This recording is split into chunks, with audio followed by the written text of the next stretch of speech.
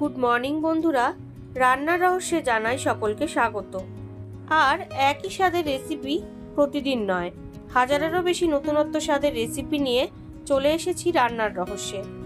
আজকে আপনাদের সাথে শেয়ার করে নিচ্ছি মশালেদার এঁচোড়ের একটি ইউনিক রেসিপি, যা একবার খেলে আপনাদের মুখে লেগে থাকবে। তো চলুন এবার রেসিপিটা দেখে নেওয়া যাক। তো এই রেসিপিটা রেডি করার জন্য আমি এখানে 500 গ্রাম এঁচোড় একটা সিটি দিয়ে সেদ্ধ করে রেখে দিয়েছি, আপনারা দেখুন।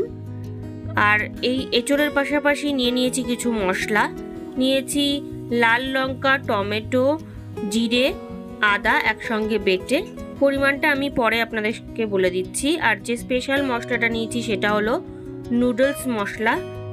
এখানে আমি 1 প্যাকেট নিয়েছি নুডলস মশলা, এই মশলাটা ইউজ করছি।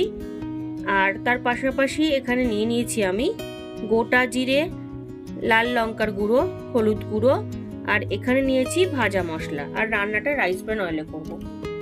তো প্রথমেই কড়াইতে রাইস ব্র্যান অয়েল গরম করে নিয়েছি, দিয়ে দিলাম 1/2 টিস্পুন গোটা জিরে। জিরেটাকে 1-2 সেকেন্ড একটুখানি ভালো করে আমি নেড়ে নিচ্ছি।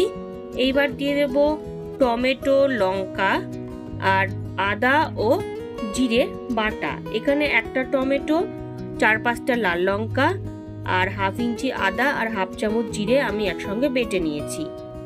তো দেখুন মশলাটা কিন্তু আমি ভালো করে কষিয়ে নিলাম।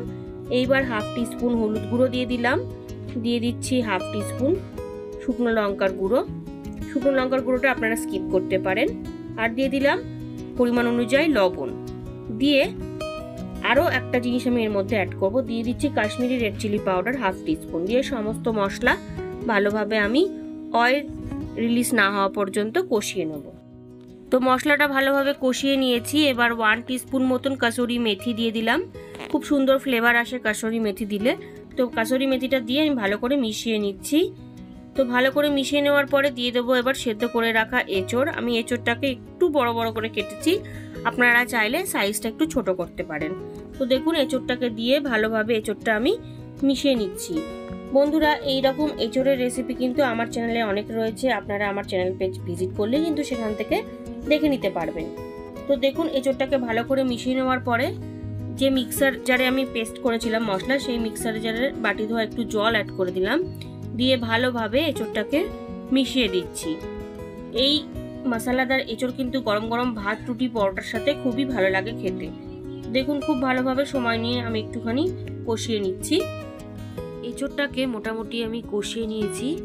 এইবার এঁচোড়ের মধ্যে মেন যে মশলাটা আমি রেখেছিলাম অর্থাৎ নুডলস মশলা, সেই নুডলস মশলাটা দিয়ে দিচ্ছি। এখানে পুরো 10 টাকার যে একটা প্যাকেট হয় সেই প্যাকেটের পুরো মশলাটাই আমি ইউজ করছি। এখানে ওই 2 টেবিল স্পুন মতন মশলা ছিল, সেই পুরো মশলাটা আমি দিয়ে দিয়েছি। দিয়ে এবার ভালোভাবে এঁচোড়ের সঙ্গে মশলাটাকে মিশিয়ে নিচ্ছি। এইবার আমি এঁচোড়ের মধ্যে 1 কাপ পরিমাণে গরম জল দিয়ে দিচ্ছি।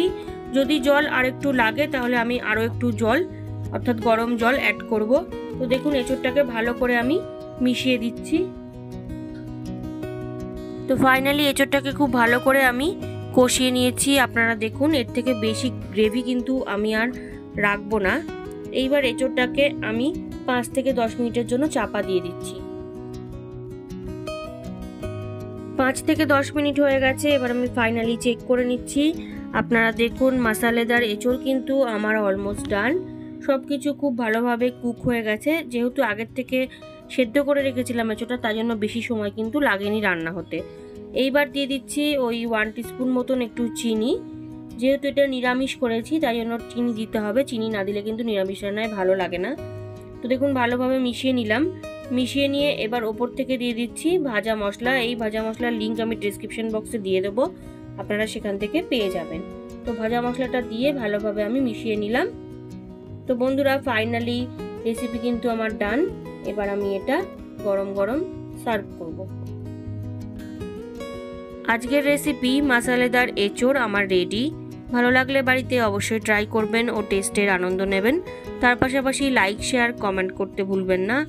আর নতুন বন্ধুরা যারা এখনো পর্যন্ত আমার চ্যানেলটিকে সাবস্ক্রাইব করেননি, তারা আরও ভালো ও নতুনত্ব রেসিপির জন্য রান্নার রহস্যকে অবশ্যই সাবস্ক্রাইব করবেন। ধন্যবাদ।